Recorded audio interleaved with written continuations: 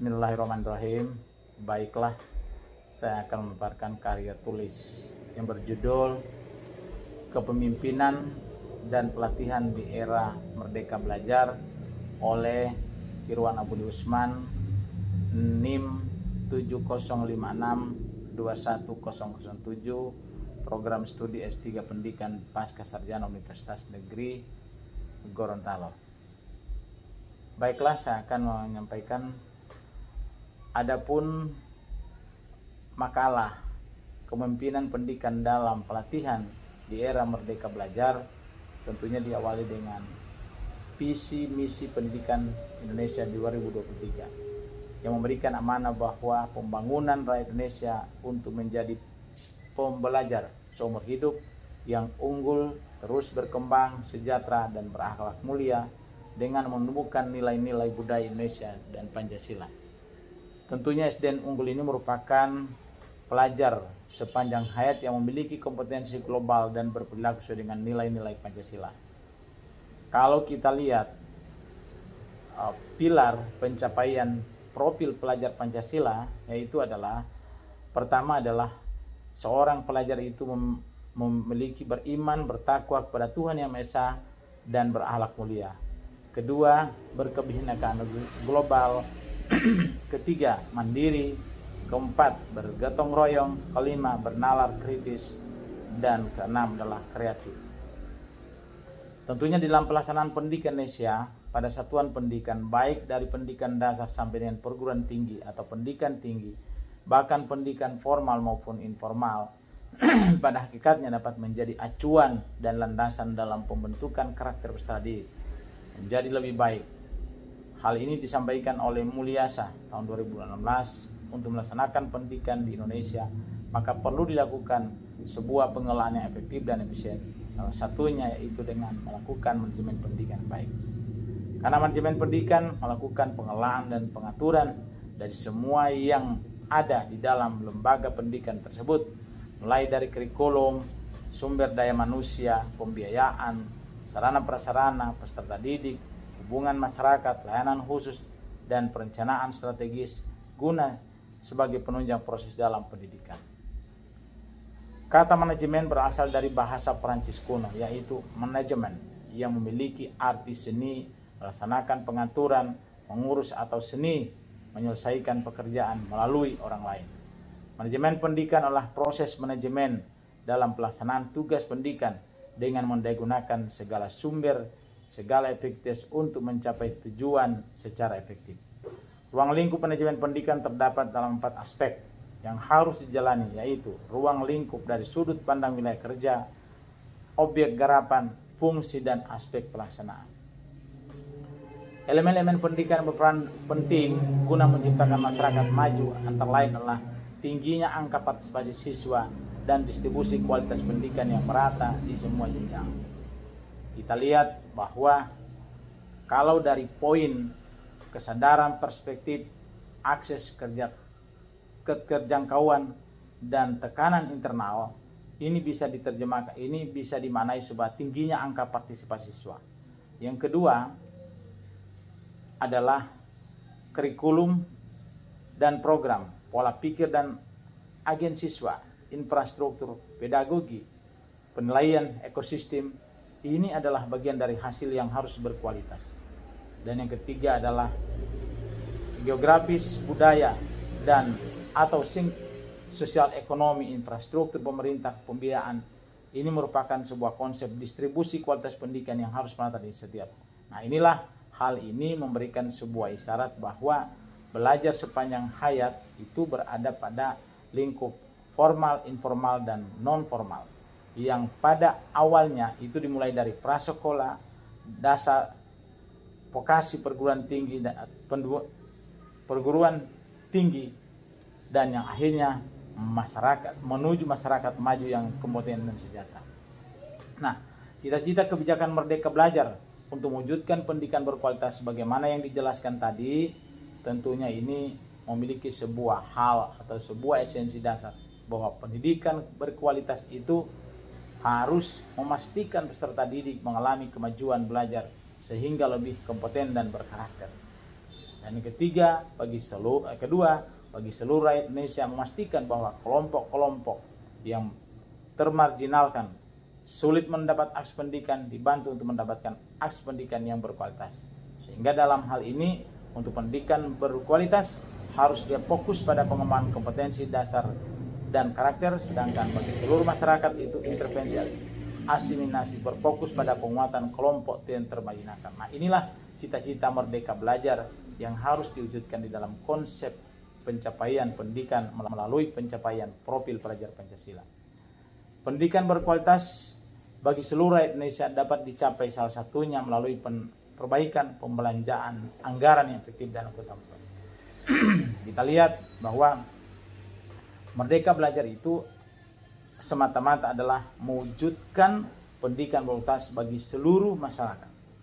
Kalau kita lihat dari sisi penjabaran, tentunya pilar yang sangat penting yang menentukan itu adalah keluarga, guru, institusi pendidikan, dunia usaha, industri, dan masyarakat. Ini tentunya adalah organisasi-organisasi atau elemen-elemen yang dapat berperan aktif di dalam pencapaian pendidikan berkualitas melalui konsep Merdeka Belajar.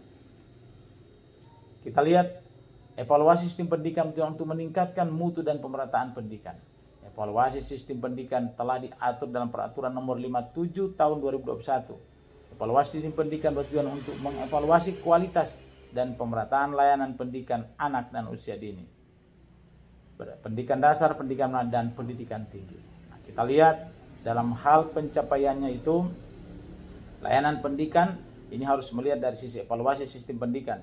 Sisi lain, evaluasi pendidikan harus melihat laporan komprehensif layanan pendidikan, dan akhirnya peningkatan mutu layanan pendidikan itu penetapan melalui konsep penetapan rapor pendidikan. Nah, inilah yang mungkin perlu kita lihat dari sisi evaluasi sistem pendidikan dalam meningkatkan mutu dan pemerataan pendidikan melalui penjabaran regulasi yang diatur pada Peraturan Menteri Nomor 57 Tahun 2021. Kalau kita lihat dari sisi evaluasi sistem pendidikan, menghasilkan laporan komprehensif berupa profil pendidikan yang menjadi rujukan pemerintah pusat, pemerintah daerah, satuan pendidikan dalam menyusun perencanaan anggaran dan kebijakan.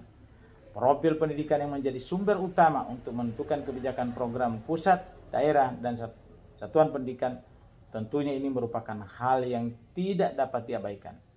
UPT PAUD Dikdas melakukan advokasi, konsultasi, dan pendampingan kepada pemerintah daerah agar hasil analisis proyek pendidikan ditindaklanjuti.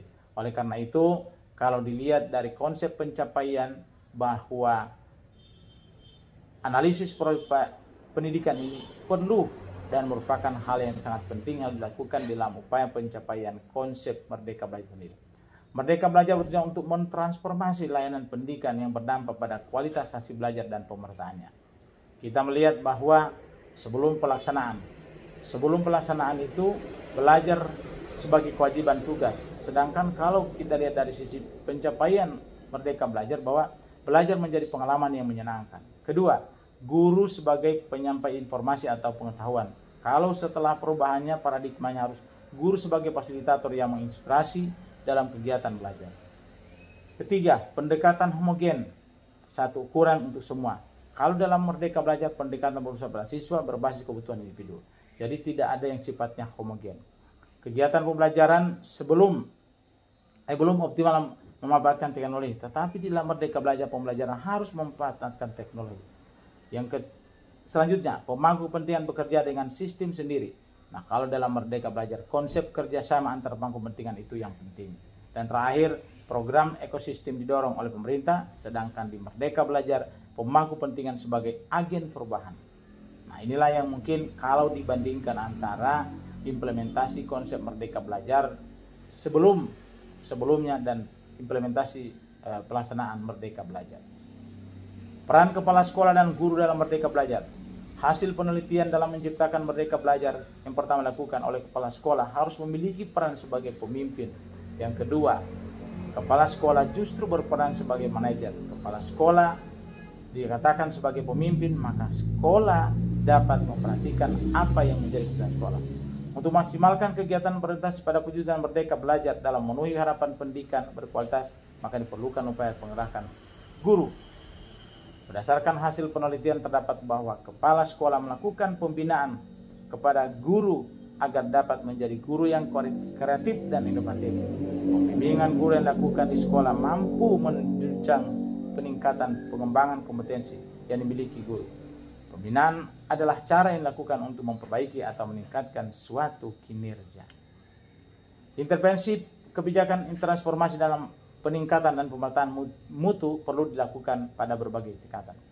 Kita melihat bahwa fokus intervensi pada satuan pendidikan, yakni mentransformasikan sekolah-sekolah untuk mencapai peningkatan mutu pembelajaran melalui transformasi praktek pengajar di ruang kelas dan pendekatan alternatif yang mendorong perubahan praktek konvensional yang saat ini.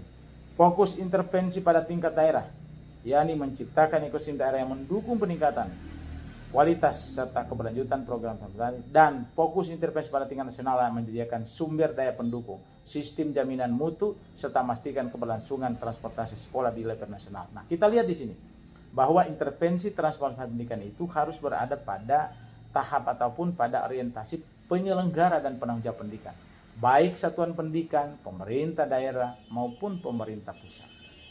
Mungkin ini yang dapat kami sampaikan dalam hal pemaparan materi bahwa kepemimpinan pendidikan dalam pelatihan di era Merdeka Belajar. Ini memberikan isyarat bahwa peran satuan pendidikan, peran pemerintah daerah, peran pemerintah pusat, dan peran guru itu sangat penting di dalam pencapaian kualitas pembelajaran, kualitas penyelenggaraan pendidikan melalui implementasi konsep Merdeka Belajar. Mungkin hal ini dapat sampaikan. Mohon maaf atas segala kekurangan. Wabillahi taufik wal hidayah. Wassalamualaikum warahmatullahi wabarakatuh.